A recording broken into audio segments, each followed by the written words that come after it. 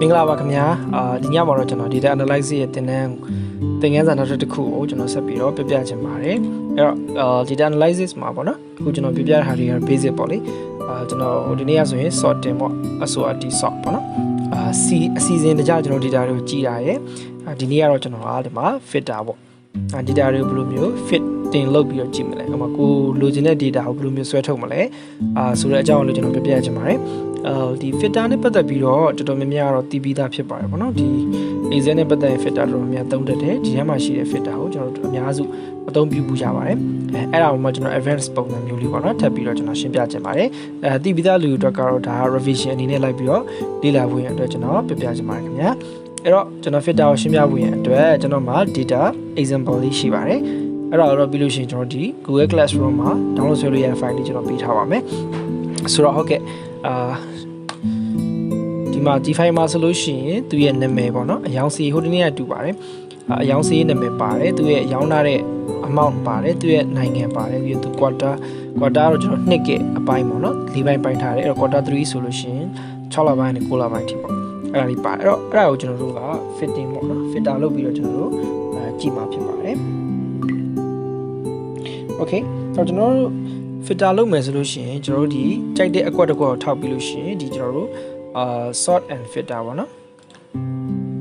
sorry ပါခဏလေ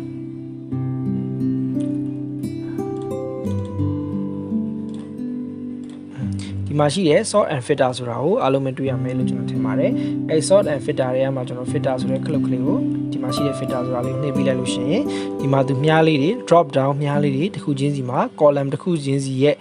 ့ကျွန်တော်တို့ဒီ title တွေမှာပေါ်လာတာကိုခုလိုမျိုးတွေ့ရမှာဖြစ်ပါတယ်အဲ့တော့အဲ့ဒီမြားလေးတွေကနေတစ်ဆင့်ကျွန်တော်တို့ဘယ်လိုမျိုးfilter လုပ်ပြီးတော့ကျွန်တော်လိုချင်တဲ့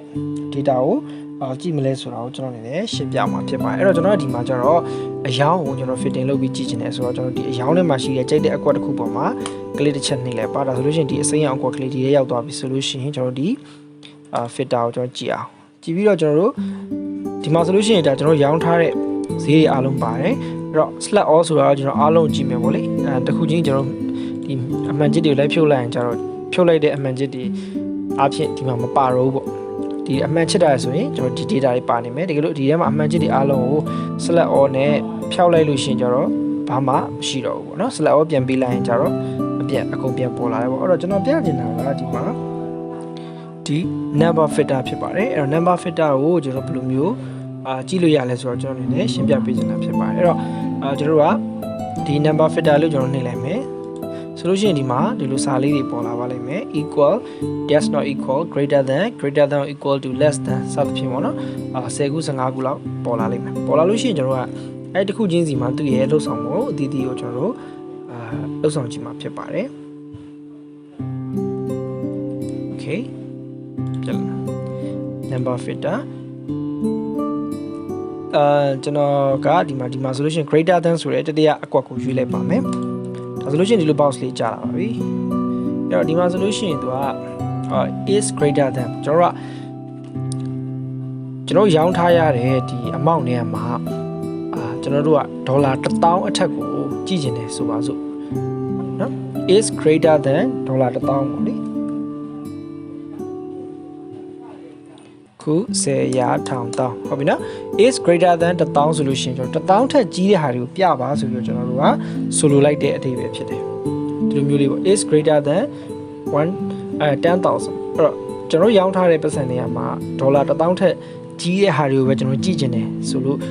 ဆိုလိုတဲ့အဓိပ္ပာယ်တက်ရောက်ပါတယ်အဲ့လိုမျိုးရိုက်ပြီးတဲ့အခါမှာ1000လုံးကျွန်တော်ရိုက်ပြီးသွားပြီလို့ရှိရင်ကျွန်တော်က okay ဆိုပြီးတော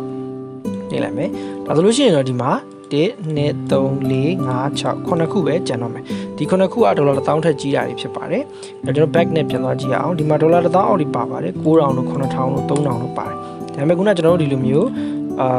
number filter greater than ဆိုပြီးဒီမှာခု10ရာ1000ဒီလိုရိုက်ပြီးတော့ okay နေလိုက်ခြင်းအပြင်ကျွန်တော်တို့ကဒီမှာ fitting လုပ်ပြီးသားဖြစ်သွားတယ်ကျွန်တော်တို့ကဒေါ်လာ1000ထက်ပေါ့နော်ဖြောင်းထားတာဘယ်သူတွေလဲလို့ကျွန်တော်ကြည့်လို့ရသွားတယ်ပေါ့နာမည်လဲသူနဲ့တက်ဆိုင်ရာနာမည်လည်းပါတယ်ဘယ်နိုင်ငံလည်းပါတယ် quarter block မှာလည်းပါတယ်ဆိုတော့ကျွန်တော်တို့လွယ်လွယ်ကူကူနဲ့ဒီလိုမျိုးfitting လုပ်ပြီးတော့ကျွန်တော်တို့ကြည့်လို့ရသွားတာဖြစ်ပါတယ်ဒါကတော့ကျွန်တော်တို့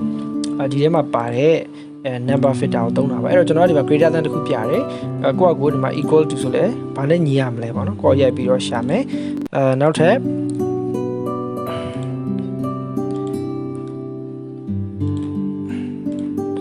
နောက်ထပ်ရှိနေတဲ့ less than လို့ပေါ့နော် between လို့အကွက်ကိုတစ်ခုချင်းလိုက်ပြီးတော့လောက်ကြည့်လို့ရှိလို့ရှိရင်ကျွန်တော်တို့ဘယ်နေရာမှာဒါကိုလိုချင်တဲ့ပေါ့လေ data ကိုကျွန်တော်တို့ကထုတ်ပြီးတော့ဆွဲပြီးသုံးလို့ရကျွန်တော်တို့ဒီ greater than ဆိုတာလေးကိုဥပမာပြသွားတာဖြစ်တယ် okay အဲ့တော့ကျွန်တော်နောက်တစ်ခုပြပါမယ်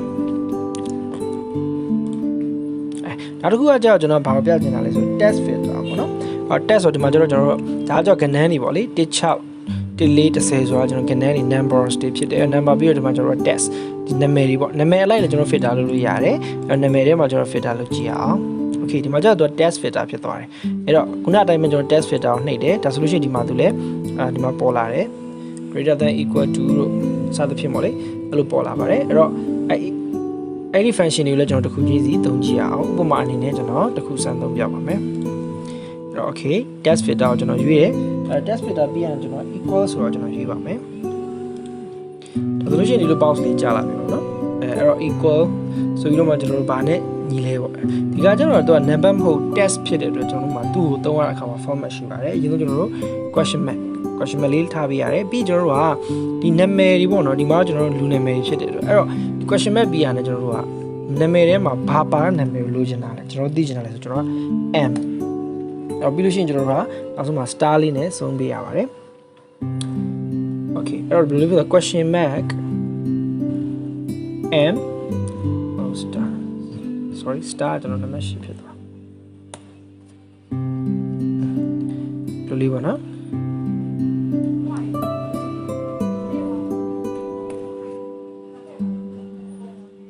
question mark m star အဓိပ္ပာယ်ကတော့ question mark ကကျွန်တော်အရှိမထည့်ရတဲ့ဟာ m ဆိုတာကျွန်တော်တို့m ပါတဲ့နာမည်ကိုကျွန်တော်ရှာချင်တယ် star ကတော့ကျွန်တော်တို့အနောက်မှာပြန်ပိတ်တဲ့ဟာဖြစ်တယ်ပြီးသွားပြီဆိုလို့ရှိရင်ကျွန်တော်တို့က okay လေးနှိပ်ပြလိုက်မယ်ဆိုလို့ရှိရင်ဒီမှာ m ပါတဲ့စလုံးနဲ့နာမည်တွေကိုဒီမှာပေါ်လာပါပြီ Smith ဆိုတဲ့နာမည်တွေပါပါတယ်အဲ့တော့တခြားဟာတွေရော m ပါလာကျွန်တော်တို့ကြည့်ရအောင်တခြားဟာတွေရဲ့ m မပါတဲ့အတွက်ဒီမှာမပြဘူးပေါ့နော်ဒါပေမဲ့ဒီမှာ William မှာလည်း m ပါတယ်ဘာလို့မပြလဲဆိုလို့ရှိရင်ကျွန်တော်ဒီ test filter မှာ equal question mark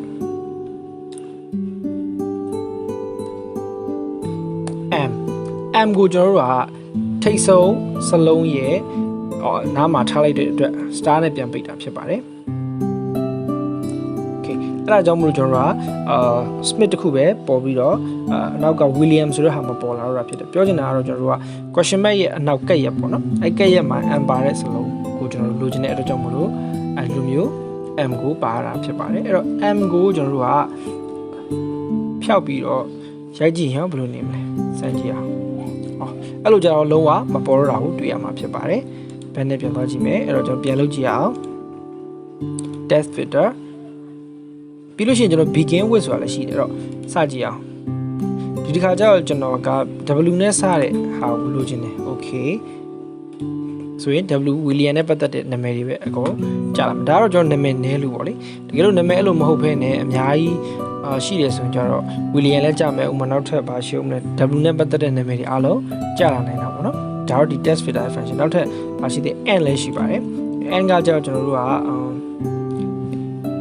h နဲ့ဆုံးတယ်ဆိုပါစို့နာမည်က h နဲ့ဆုံးတယ်ဆိုရင် Smith တွေကြာလာမယ်ဒီ h နဲ့ဆုံးတယ်ဒါလေးကတော့ပို့ပြီးတော့လောလောကူကူကျွန်တော်တို့မသုံးလို့ရမလို့ကျွန်တော်ယူဆပါတယ်ပြီးတော့ contains ပါဝင်တယ်ခုနလိုမျိုး n ပါတဲ့ဟာလားပါလာပေါ့နော်ပို့ပြီးတော့ဒါကတော့ advanced filter အဓိကပြောချင်တာကတော့ကျွန်တော်တို့ကိုလိုချင်တဲ့ပုံစံမျိုးကိုဒီ test filter ထဲမှာသုံးလို့ရတယ်ပြောရင်ကျွန်တော်ဒီ data analysis လုပ်တဲ့အခါမှာ data တွေကတော်တော်များများပေါ့နော် company တွေမှာလုပ်ရတဲ့အခါမှာခုနလိုမျိုးတစ်ခုချင်းလိုက်ကြည့်နေဖို့အချိန်မရှိဆိုရင်ကိုကဥပမာပေါ့ကျွန်တော်တို့ကမုတ် company ဆိုလို့ရှိရင်biscuit အမျိုးအစားတွေအများကြီးရှိတယ်ပေါ့နော် biscuit တစ်ခုချင်းကျွန်တော်လိုက်မကြည့်နိုင်ဘူးဆိုရင်ကျွန်တော်တို့က biscuit လို့ရေးလိုက်တာနဲ့ biscuit နဲ့ပတ်သက်တဲ့ဟာတွေအားလုံးကျွန်တော် test filter ထဲမှာကြာလာမယ်ပေါ့လေအဲ့လိုမျိုးကျွန်တော်သိချင်တဲ့အခါမှာဒီ test filter ကိုသုံးတာဖြစ်ပါတယ်အဲ့တော့ okay ဒါတော့ကျွန်တော် filter ရဲ့အခြေခံသဘောတရားလေးပါပဲဒါတော့ကျွန်တော် revision လေးနောက်တစ်ခုကကျွန်တော် date filter အကြောင်းလည်းကျွန်တော်ဆက်ပြီးရှင်းပြချင်ပါတယ်date filter ကကျတော့ခုနကကျွန်တော်ရှင်းပြခဲ့တဲ့ဒီပေါ့နော် test filter number filter လို့ပဲသူမှလည်း date filter ဆိုပြီးပေါ့နော်ဒီမှာ date တွေမှတ်ထားတဲ့ဟာဆိုလို့ရှိရင်ကျွန်တော် filter သုံးလို့ရပါတယ်အဲ့တော့ date ကိုကျွန်တော်လိုချင်တဲ့အကွက်ထဲမှာခုနအတိုင်းပဲကျွန်တော် filter ကိုနှိပ်မယ်ပြီးသွားပြီဆိုလို့ရှိရင်ဒီလိုမြားလေးတွေပေါ်လာပြီဆိုရင် drop down မြားလေးကိုတစ်ချက်နှိပ်လိုက်လို့ရှိရင်ဒီလိုမျိုးပေါ်လာလိမ့်မယ်ဒီ2016 2015 2014 2013ဆိုတာကတော့ AZ ကအလိုလေးရောက်တော့သူချုပ်မိလိုက်တာပေါ့နော်2016ဆိုလို့ရှိရင်ဒီအပေါင်းလက္ခဏာလေးကိုနှိပ်လိုက်ရင်2016မှာပါလာတွေပါတယ်2015မှာလည်း2015နဲ့ပတ်သက်တဲ့လာတွေပါတယ်2014ဆိုလဲ2014နဲ့ပတ်သက်တဲ့ line အဲ့ဒါတွေကကျွန်တော်တို့ရဲ့ data ထဲမှာရှိတဲ့ဟာလေးတွေကိုတူတာလေးနှစ်တူတဲ့ဟာခုနှစ်တူတာလေးကိုAZ အလိုလေးရောက်စုပေးထားတာပေါ့နော်အဲ့တော့ကျွန်တော်ဒီမှာ date filter ဆိုတော့နှိပ်လို့ရှိရင်ဒီလို box ကြီးတစ်ခုကျလာပါလိမ့်မယ်အဲ့ဒီ box ထဲမှာကျွန်တော်လိုချင်တဲ့ဟာကိုကျွန်တော်တို့filter လုပ်လို့ရတယ်ဥပမာဆိုလို့ရှိရင်ကျွန်တော်တို့date filter ထဲမှာall date in the PDF ပေါ့နော်အဲ့ဒါနှိပ်လိုက်လို့ရှိရင်ဘယ်လထဲမှာပါတဲ့ဟာလဲ quarter 1ဆိုတော့ကျွန်တော်ရှင်းပြခဲ့တယ်1ဆိုလို့ရှိရင်1လပိုင်း2လပိုင်း3လပိုင်း quarter 2ဆိုရင်4လပိုင်း5လပိုင်း6လပိုင်း9လပိုင်း10လပိုင်း9လပိုင်း quarter 4ကတော့10လပိုင်း17လပိုင်း12လပိုင်းเนาะ quarter 1ကိုနှိပ်လိုက်လို့ရှိရင်ဒီမှာကျွန်တော်တို့1လပိုင်းเนาะ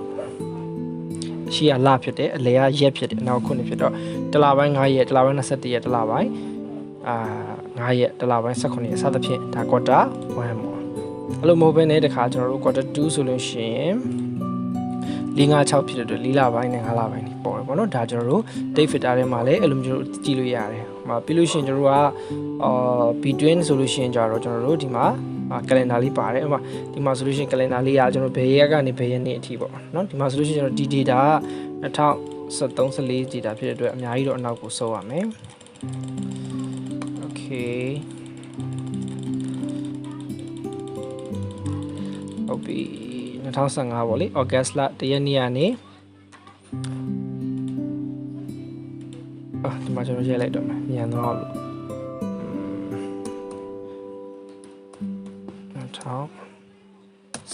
15နဲ့14အထိဆိုရင် oh sorry ဘောကအများကိုထားမှာနော်ဟုတ်ပြီတလပိုင်းတရက်2012ကနေ